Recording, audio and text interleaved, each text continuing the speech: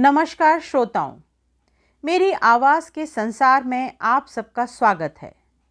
मुझे तारीफ़ों के साथ साथ आपकी सलाह की भी ज़रूरत है, इसलिए निवेदन है कि यदि मुझसे कहीं कोई त्रुटि हो जाती है तो प्लीज़ मुझे ज़रूर बताइए। इन कहानियों को सुनते रहिए, लाइक, कमेंट और शेयर भी करते रहिए। और यदि अभी तक मेरे चैनल को सब्सक्राइब नहीं किया है तो जल्दी से कीजिए और बेल आइकन भी टच कीजिए, जिससे नई आने वाली कहानियों के नोटिफिकेशन आप तक पहुंचते रहें। चलिए अब शुरू करते हैं मालती जोशी जी की आज की कहानी कवच। विनय कमरे में बैठा हुआ शून्य दृष्टि से छत की कड़ियां गिन रहा था। बड़ी मुद्दत के बाद उसे यह एकांत नसीब हुआ था, नहीं तो सारा घर जैसे कोलाहल में डूब गया था। जाने कहां कहां के अनदेखे अनजाने रिश्तेदार जुटाए थे, जो उसे एक पल को भी अकेला नहीं छोड़ रहे थे। भाभियों, चाचियों और बुआओं के हुजूम में वह तंग आ गया था। चाचा और ताऊ लोगों के नामों में अक्सर गड़बड़ हो जाती थी और उसे लज्जित होना पड़ता था। इन सब से निजात पाने के लिए वह चुपके से रोज शाम को हवाखोरी के लिए निकल जाता था, पर कल से इस पर भी बंदिश लग गई थी, हल्दी जो चढ़ गई थी। अब तो कमरे की उमस भरी कैद पर उसकी नियति थी। यूं घर में घूमने फिरने की उसे पूरी आज़ादी थी, पर उसका मन नहीं होता था। इतने सारे अनजान चेहरे, इतनी सारी घूरती आंखें वह बर्दाश्त नहीं कर पाता था। वह अक्सर यही सोचता था कि ये सब लोग तब कहाँ थे, जब जिंदगी के कटीले पथ पर उसके और माँ के पांव लहूलुहान हो रहे थे। अचानक किसी अज्ञात कोने से टिड्डी दल की तरह उतर आए ये लोग उसे जरा भी अपने नहीं लग रहे थे। वह किसी से भी घुल मिल नहीं पा रहा था और लोगों ने इसे शहरी अहंकार की संज्ञा दे डाली थी। पर वह क्या करे, यहां आकर जैसे वह हंसना बोलना ही भूल गया था। प्यास के मारे गले में कांटे उगाए थे। सुराही का पानी कब से खत्म हो चुका था। उसने आवाज दी, सुम्मी, एक गिलास पानी तो दे जाना। आवाज देते देते ही उसने जीभ काट ली। मां सुनेगी तो जरूर नाराज होगी। घर में इतनी लड़कियां हैं, सिर्फ सुम्मी की गुहार क्यों लगती है। मां हमेशा बुरा मान जाती हैं कि सभी कोई केवल सुम्मी को ही बुलाता है। उसने कोई और नाम याद करने की चेष्टा नहीं की, पर उसकी व्यर्थता पर खुद ही झेंप कर रह गया। इस नक्कार खाने में उसकी तूती सुनेगा कौन। रोज की तरह आंखें आंगन में जोड़ाई थीं और ढोलक शुरू हो गई थी। उधर भट्टी के पास ताई जी हलवाई से उलझ रही थीं। बिजली की फिटिंग करने वाले छत पर गला फाड़ फाड़ कर चिल्ला रहे थे। इन सब को लांघता बच्चों का शोर, उफ, लगता था कि कान फट जाएंगे।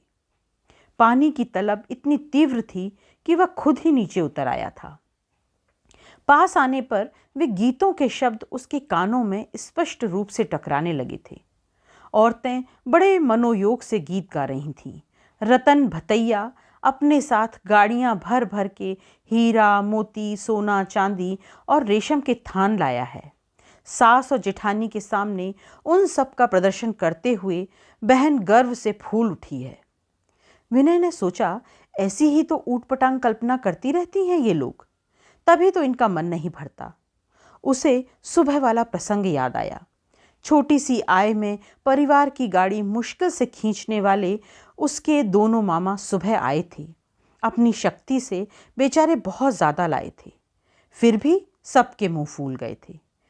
भीतर शायद तीखी आलोचना भी हुई होगी, क्योंकि माँ की आंखों में रुलाई के लाल डोरे स्पष्ट झलक रहे थे। कितनी बार रोएंगी माँ मेरी शादी में। सच पहले से पता होता तो इस झमेले में कभी न पड़ता। उसने तो माँ की खुशी के लिए अपने आदर्शों की, अपनी इच्छाओं की बलि दे दी है, पर माँ को एक बार भी तो प्रफुल्लित नहीं देखा। अरे अरे, ये क्या हो रहा है। बाई जी की कड़कदार आवाज से वह सहम गया। एक हाथ में गिलास और दूसरे में लोटा लिए पत्थर की मूर्ति सा खड़ा हो गया। ताई जी अपनी भारी भरकम देह समेटते हुए उसके पास आईं। अपने हाथ से उसका गिलास भरती हुई उसी रौबदार आवाज में चिल्लाई, ये लड़कियां क्या सब मर गई हैं? एक गिलास पानी ऊपर नहीं पहुंचा सकती? बेचारा लड़का खुद नीचे उतर कर आया है। उनकी इस डांट के फलस्वरूप यहाँ वहां से कई सहमे सहमे चेहरे झांकने लगे थे। ढोलक के गीत भी क्षण भर को थम गए थे। इस अप्रत्याशित रसभंग का निमित्त अपने को जानकर विनय को बहुत संकोच हुआ। वह उल्टे पैरों कमरे में लौट गया और पूर्ववत बिस्तर पर लेटकर छत की कड़ियां गिनने लगा। पर इस बार यह एकांत अधिक देर तक नहीं चला। लड़कियों की एक पूरी फौज कमरे में घुस आई थी। किसी के हाथ में शरबत था तो कोई ताजी भरी सुराही उठा लाई थी, कोई बुआ जी के डिब्बे में से 2 लगे लगाए पान चुरा लाई थी, तो कोई मिठाई और नमकीन की प्लेट लगा लाई थी। फिर मनुहारों का दौर शुरू हुआ। विनय तो अचकचा गया। यह सब किसी न किसी रिश्ते से उसकी बहनें लगती थी, पर सबके नाम तक उसे मालूम नहीं थे। उसने ताई जी की बड़ी लड़की को ही लक्ष्य करके कहा, क्या बात है, तुम लोग बहुत ज्यादा मक्खनबाजी कर रही हो।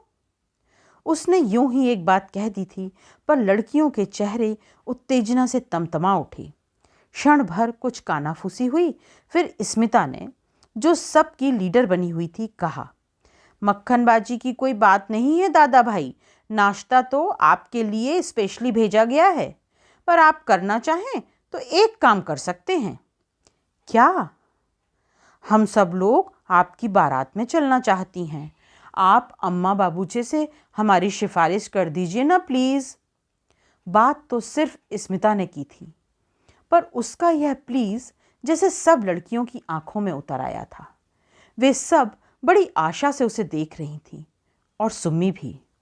उसे बड़ी खुशी हुई कि कम से कम सुम्मी ने अपने आप को एडजस्ट कर लिया है। वह इतनी सारी सहेलियां पाकर प्रसन्न है और सबके साथ घुल मिल गई है। सुनो, उसने गंभीरता ओढ़कर कहा। कहिए। 2 दर्जन उत्सुक आंखें उस पर टक गई। तुम लोगों की सिफारिश तो मैं बाद में करूंगा, पहले यह तो पता लगाओ कि बारात में मुझे भी जाना है या नहीं। मेरी भी सिफारिश कर दो ना प्लीज। धत, लड़कियों ने कहा और सब खिलखिलाकर हंस पड़ी, सुम्मी भी। बहुत दिनों बाद विनय भी खुलकर हंस सका था, इसलिए काफी हल्का अनुभव कर रहा था। पर जैसे ही वह खिलखिलाता चहकता जुलूस सीढ़ियां उतर गया, उदासी फिर उस पर हावी हो बैठी। मजाक में ही कही थी उसने वह बात, पर एकदम गलत तो नहीं थी। उसकी अपनी शादी हो रही थी, पर अधिकार अब तो सारे ताऊजी के हाथ में थे। जैसा वे चाहेंगे वही तो होना था। सचमुच अगर कुमकुम पत्रिकाओं में वर के स्थान पर उसका नाम न छपा होता तो उसे कभी विश्वास ही न होता कि ये सारे आयोजन उसी के विवाह के उपलक्ष्य में हो रहे हैं। वह कहीं से भी अपने को इस उत्सव से जोड़ नहीं पा रहा था। लगता है जैसे वह तो मोहरा मात्र है, चालें तो सब ताऊजी को ही चलनी है। यौवन में पदार्पण करते ही वह भी शादी के सपने देखने लगा था, पर वह जैसे किसी दूसरे जन्म की बात हो गई है। यहाँ परंपराओं से घिरा बैठा विनय जैसे वह सब सोच भी नहीं सकता था। एमकॉम फर्स्ट डिवीजन में पास किया था उसने। 3 महीने बाद ही उसे स्टेट बैंक से अच्छी सी नौकरी भी मिल गई। उसी दिन से वह कल्पना का जाल बुनने लगा था। सबसे पहले तो वह माँ की नौकरी छुड़वा देगा, बहुत कष्ट उठाए हैं उन्होंने। उसके बाद धूमधाम से सुम्मी की शादी होगी। उसकी अपनी शादी तो बहुत बात की बात है, पर पहले घर को घर की शक्ल देनी होगी। वहाँ था ही क्या, 4 टूटे फूटे बर्तन और पुरानी सी चारपाइयाँ। ढंग की 2 कुर्सियाँ भी तो नहीं थीं। पहले वह घर को सुव्यवस्थित करेगा, बाद में शादी की सोचेगा, और वह भी ऐसी वैसी नहीं, एकदम आदर्श शादी। पर सारी योजना धरी की धरी रह गई। एक दिन अचानक ही ताऊजी आधम के आते ही फरमान जारी किया, अमुक जगह पर बात पक्की करके आया हूं, चाहो तो लड़की देखाओ। वह तो सन्न रह गया। किसी तरह साहस बटोर कर उसने कहना चाहा, ताऊजी मैं चाहता था पहले सुम्मी की। हाँ हाँ, सुम्मी की भी करेंगे, हमें भी फिक्र है, पर हाथ में कुछ हो तो पहले। मतलब ये लोग 20,000 दे रहे हैं। मतलब आप दहेज ले रहे हैं? बिल्कुल ले रहे हैं, दुनिया ले रही है। लेकिन ताऊ जी, मेरे आदर्श कुछ और हैं।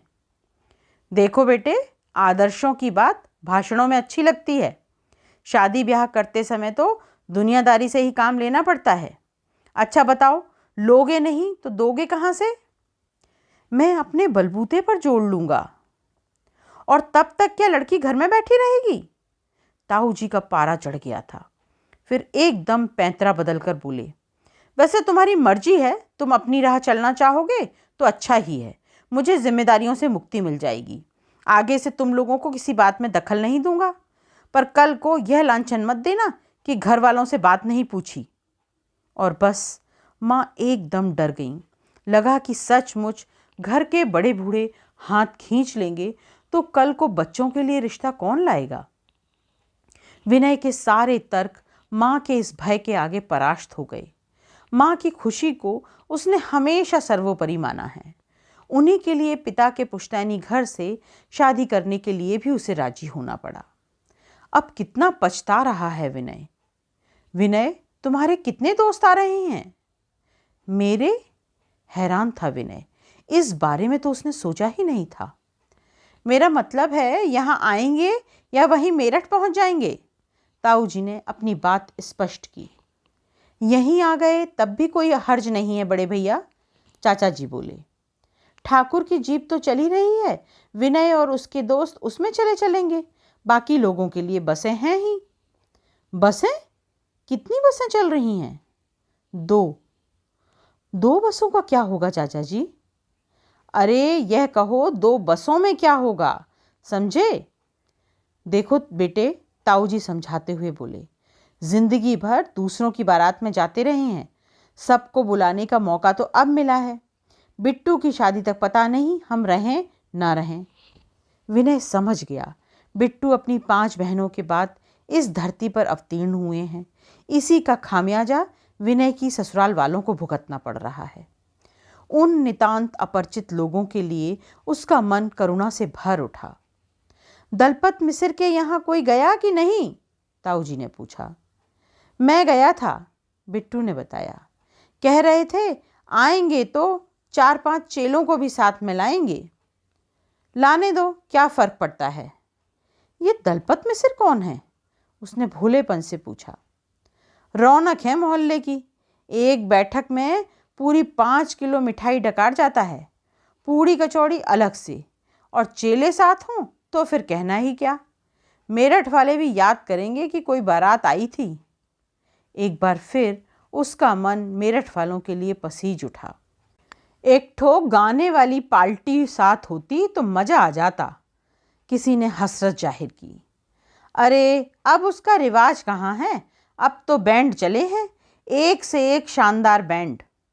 अपना जो बैंड तय हुआ है ना, चाचा जी ने बड़े गर्व के साथ सूचना दी, 500 रुपया घंटा के हिसाब से तय हुआ है, पूरे 60 आदमी होंगे। मास्टर बोला कि जरी की वर्दी का चार्ज अलग होगा।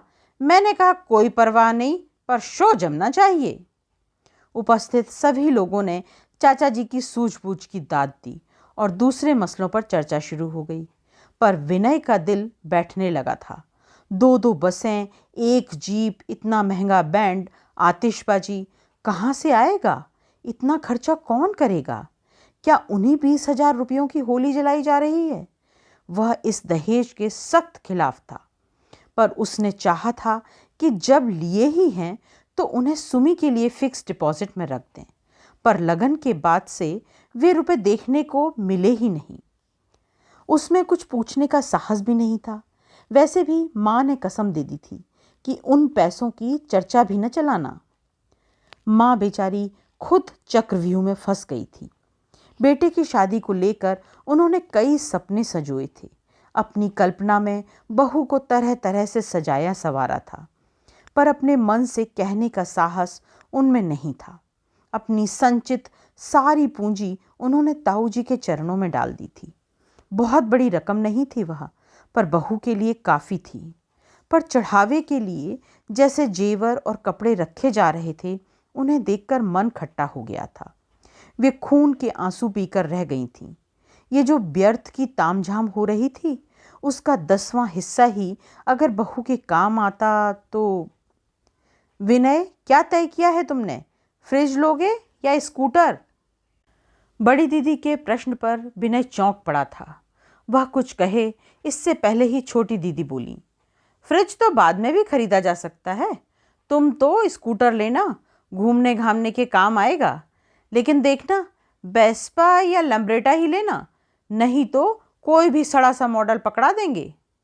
लेकिन दीदी, बड़ी मुश्किल से उसने बोलने का अवसर मिल पाया। अब कुछ की गुंजाइश ही कहाँ है? ऑलरेडी हम लोग इतना ले चुके हैं। वाह रे मेरे छुपे रुस्तम, बड़े जीजा ने पीठ पर धौल जमाते हुए कहा। अभी से इतनी हमदर्दी होने लगी? घबरा मत यार, छोटे जीजा ने चिकोटी ली। जाते ही थोड़े मांग बैठेंगे, पहले अता पता लगाएंगे। उनकी और भी तो ब्याहता लड़कियां हैं। ये तो मांग चुके हैं, मुंह सीकर बैठ जाएंगे। छोटी जीजी ने शंका प्रकट की। लीव इट टू मी, सब संभाल लूंगा। छोटे जीजा ने सबको आश्वस्त किया। अपने तो पहले से एजेंट लगे हुए हैं, पहले ही आगाह कर दिया है कि पंडितों की बारात समझकर सूखा मत टरका देना। चकाचक होना चाहिए। क्यों विनय, कभी कभार थोड़ा शौक तो फरमाते हो ना? कैसा शौक? अरे यह क्या शौक फरमाएगा, बड़ी दीदी बोली। चाय पीना तक तो इसने कॉलेज में जाकर सीखा है। चाची ने दोनों बच्चों को बहुत सख्त ट्रेनिंग दी है, तभी तो इतने लायक निकले हैं। अपनी यह प्रशंसा भी विनय को पुलकित नहीं कर सकी, बल्कि उसे तो यह सब सुन सुनकर घबराहट सी होने लगी है। आखिर इन लोगों का इरादा क्या है? आखिर कितना नीचे उतरेंगे हम लोग? कल रात बिट्टू ने दोस्तों के साथ बैठकर कन्या पक्ष की लड़कियों को तंग करने की ऐसी शर्मनाक योजना बनाई थी कि विनय गुस्से से तिलमिला गया था। पर किसी ने उसके गुस्से का समर्थन नहीं किया था, बल्कि मखौल ही उड़ाया था कि अभी से उधर का पक्ष लेने लगा है। बड़ी मुश्किल से अपने को जब्त कर पाया था वह। ढेर सारा आक्रोश मन में लिए वह इस विवाह के लिए खड़ा हुआ था। उन अपरिचित लोगों के प्रति एक अनाम रोष, उस अनदेखी लड़की के प्रति एक अव्यक्त खींच उसके हृदय में बैठ गई थी। इसी कारण उसने न उन लोगों से कभी बात ही की, न अपनी भावी बधू को देखने की इच्छा प्रकट की। माँ से साफ कह दिया कि जब ताऊ जी के वचनों की रक्षा ही करनी है, तब देखने न देखने से क्या फर्क पड़ता है। बिना किसी उमंग के उसने छुट्टी के लिए अर्जी दी थी, बिना किसी उत्साह के यहाँ चला आया था और बड़े ही निर्लिप्त भाव से सारी रस्में करता जा रहा था। लेकिन जैसे जैसे बारात की तैयारी शुरू हो गई थी, उसे लगने लगा था जैसे वे लोग दल बांधकर किसी गढ़ को जीतने जा रहे हैं। शत्रु पक्ष को नीचा दिखाने के सारे गुर जैसे सेना को रटाए जा रहे हैं, और इस बीच जाने अनजाने, चाहे अनचाहे, उसकी सहानुभूति उस दूसरे पक्ष के साथ होती जा रही थी। बारात चलने को बिल्कुल तैयार खड़ी थी। ढेर सारे रस्मों रिवाजों को निपटाते निपटाते विनय तंग आ चुका था। इन सारे ढकोसलों से, अपनी कार्टूनी पोशाक से उसे उबकाई सी आने लगी थी। सोच रहा था कब ओके का सिग्नल मिले और वह बाहर जाकर खुली हवा में सांस ले सके। चलने की बेला हुई तो पैर छूने का दौर शुरू हुआ। औरतों की उस भीड़ में चाची, बुआ, ताई, दीदी आदि के पैर पड़ता हुआ वह माँ को खोजने लगा, पर उस अपार भीड़ में वे कहीं नहीं थीं। माँ कहाँ हैं? सुम्मी से टकराते ही उसने धीरे से पूछा। सुम्मी ने भीतर आंगन की ओर इशारा कर दिया। उस भीड़ को चीरता हुआ विनय तीर की तरह अंदर चला आया। आंगन में तुलसी के चौरे के पास चुपचाप खड़ी माँ निशब्द रो रही थी। जब जब गांव की किसी शादी में आना पड़ता है, माँ को इसी तरह उदास और उपेक्षित निराभरण देखा है। शहर में रहती है तो नौकरी के बहाने कुछ पहन ओढ़ लेती है, पर यहाँ आते ही एक जबरदस्ती का वैराग्य जैसे उन पर लाद दिया जाता है। हर शादी में आज तक यही होता आया है, पर क्या अपने बेटे की शादी में भी माँ ऐसे ही अनादृत रहेंगी? माँ के प्रति ममता से उसका मन भर आया। उनके पैर छूने के बजाय उसने उन्हें अंक में भर लिया। वह जान गया था इस समय माँ को सांत्वना की आवश्यकता है, श्रद्धा की नहीं। अरे विनय, कहाँ रह गया तू? पंडित जी इधर जल्दी मचा रहे हैं ना। झमझम करती बुआ अंदर आई तो माँ बेटे दोनों छिटक कर खड़े हो गए। पीछे पीछे अक्षत रोली का थाल लिए ताई जी भी चली आईं। बोली तो कुछ नहीं, पर उनकी कठोर मुख मुद्रा पर शिकायत साफ झलक रही थी। वह सजी दजी आकृतियां और वह रोली का थाल, विनय को पता नहीं क्या सूझा। उसने एकाएक वह थाल माँ के आगे करते हुए कहा, माँ मेरा टीका करो। माँ विस्फारित नेत्रों से उसे देखती रह गईं। ऐसे क्यों देख रही हो माँ? जब भी परीक्षा के लिए या इंटरव्यू के लिए घर से चला हूं तुमने आशीर्वाद दिया है, और आज तो जीवन की सबसे बड़ी सबसे कठिन परीक्षा देने जा रहा हूं। आज आशीर्वाद नहीं दोगी? माँ प्रस्तर मूर्ति सी निश्चल बनी रहीं। उनके आंसू भी जैसे पलकों पर ही जमकर रह गए। बुआ एकदम अधीर हो उठी। थाल लेने की चेष्टा करते हुए बोली, समझता तो कुछ है नहीं, बस जिद किए जाएगा। बाहर चल जल्दी, भैया नाराज हो रहे हैं। पर आरती का थाल उनके हाथ में ना आ सका। विनय उसे बहुत दृढ़ता से पकड़े हुए था। उससे भी दृढ़, उससे भी सख्त स्वर में उसने कहा, बुआ जी मैं बच्चा नहीं हूं, सब समझता हूं, पर आप भी इतना जान लीजिए कि माँ से अधिक मंगलमय मेरे लिए कुछ नहीं है। यदि उनके किए मेरा अकल्याण होता है तो फिर मेरा कल्याण संसार की कोई भी शक्ति नहीं कर सकती। सिर्फ कहकर ही उसने संतोष नहीं किया। उसने माँ की उंगली पकड़कर रोली में डुबोई और माथे से छुआ ली। फिर उनके पैर छूता हुआ सर्र से बाहर निकल गया। वह जानता था कि उसके जाते ही माँ भरभरा कर रो पड़ेंगी, पर उसने चिंता नहीं की। वह समझ गया था कि घर भर की आंखें उसे खा जाने वाली नजरों से देख रही हैं, पर उसने परवाह नहीं की। वह उसी तरह सिर उठाए बाहर आया और सजी सजाई जीप में तन कर बैठ गया। अब ना तो उसे ताऊ जी का डर था, न ताई जी का। एकाएक जैसे उसमें शक्ति का संचार हो गया था। उसने सोच लिया था कि अब अगर कोई बाराती वहां ऊट पटांग हरकतें करेगा तो वह सख्ती से डपट देगा। बिट्टू की कोई बदतमीजी वह बर्दाश्त नहीं करेगा। ताऊ जी या जीजा लोग लेन देन पर चकचक करेंगे तो वह पत्थर की तरह अड़ जाएगा। पता नहीं क्यों उसे विश्वास हो गया था कि वह अकेले इन सब से लोहा ले सकता है। माँ के मंगलमय आशीर्वाद का कवच जो उसके पास था। दोस्तों, आज की कहानी बस इतनी सी। अगली कहानी के साथ फिर मिलेंगे। नमस्कार।